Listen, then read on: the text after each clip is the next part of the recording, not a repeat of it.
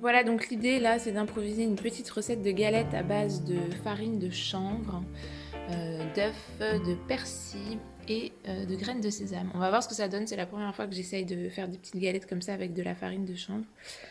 On va voir, si ça prend pas bien, je rajouterai de la fécule de pommes de terre et je vais mettre aussi un peu de bicarbonate.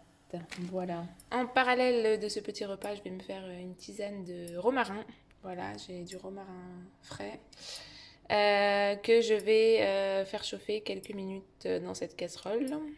Alors, il faut savoir que le romarin, c'est très très bon pour le foie. Donc, si on veut faire une petite détox du foie, eh ben, il faut boire des tisanes de romarin. Voilà, c'est l'idéal. Alors, je vais faire chauffer du chou-fleur et des blettes à la vapeur.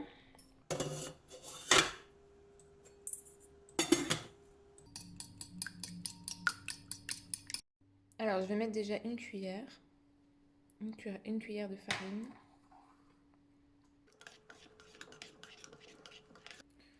Je mets un peu de bicarbonate. Je mets un peu de graines de sésame. Un peu de persil. Beaucoup même. Voilà, donc mes légumes sont cuits. J'ai rajouté mes blettes.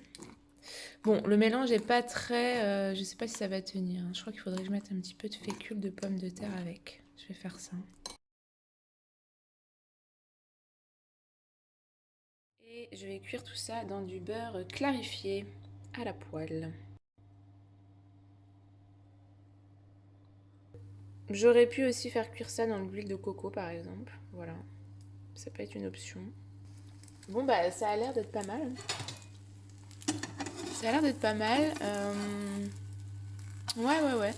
J'ai tenté de la retourner. Et voilà, j'ai retourné la galette. Ça va bientôt être prêt. Bon bah voilà, c'est parti, hein. On va goûter tout ça. Je vais peut-être rajouter un peu d'huile d'olive sur le chou-fleur.